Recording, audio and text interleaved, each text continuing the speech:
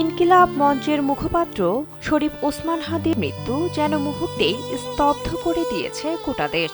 এক সাহসী কণ্ঠের চিরবিদায়ের রাজপথ থেকে সামাজিক যোগাযোগ মাধ্যম সবখানেই নেমে এসেছে শোকের ভারী ছায়া। শ্রদ্ধা আর বেদনার ঢেউয়ে ভেসে উঠেছে ফেসবুকের টাইমলাইন। সামাজিক যোগাযোগ মাধ্যমে আবেগঘন পোস্ট দিয়ে শোক ও প্রতিবাদ জানিয়েছেন দেশের জনপ্রিয় তারকারা। বৃহস্পতিবার নিজের ফেসবুক পেজে অভিনেত্রী নুসরাত ইমরোজ দিশা ওসমান হাদির একটি ছবি প্রকাশ করেছেন। শ্রদ্ধা জানিয়ে তিনি লিখেছেন, শহীদ ওসমান বিন হাদি আমাদের স্বাধীনতা সার্বভৌমত্বের প্রতীক হয়ে থাকবেন। স্যান্ডেলিনা সো, রূপচর্চায় আভিজাত্য। ঢাকায় চিত্রনায়ক সিয়াম আহমেদ হাদি ও তার শিশু পুত্রের একটি ছবি শেয়ার করে লিখেছেন, নিঃশেষে প্রাণ যে করিবে দান, ক্ষয় নাই তার ক্ষয় নাই।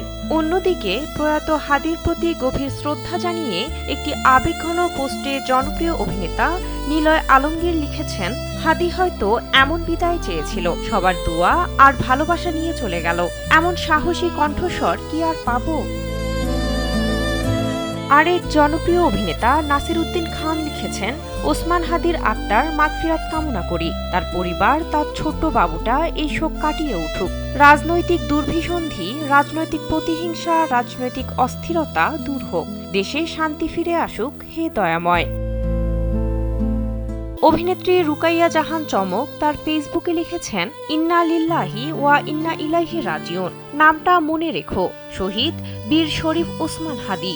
এছাড়াও মডেল ও অভিনেত্রী পিয়া জান্নাতুল হাদির পরিবারের প্রতি সমবেদনা জানিয়ে লিখেছেন, এটা সত্যি খুব কষ্টের আর একেবারেই মেনে নেওয়ার মতো না। আল্লাহ যেন তাকে জান্নাতের সর্বোচ্চ মাকাম দান করেন আর তার শোকাহত পরিবারকে, বিশেষ করে তার ছোট্ট বাচ্চাকে ধৈর্য, শক্তি আর সান্ত্বনা দেন। তিনি যেই হন না কেন, আমরা এমন একটা ভবিষ্যৎ চাই যেখানে রাজনীতি হবে ভালো, মানবিক আর দায়িত্বশীল, যেখানে মানুষের জীবনের মূল্য সবার আগে। এভাবে প্রাণ ঝরে যাওয়া কখনোই স্বাভাবিক হয়ে যাওয়া উচিত না।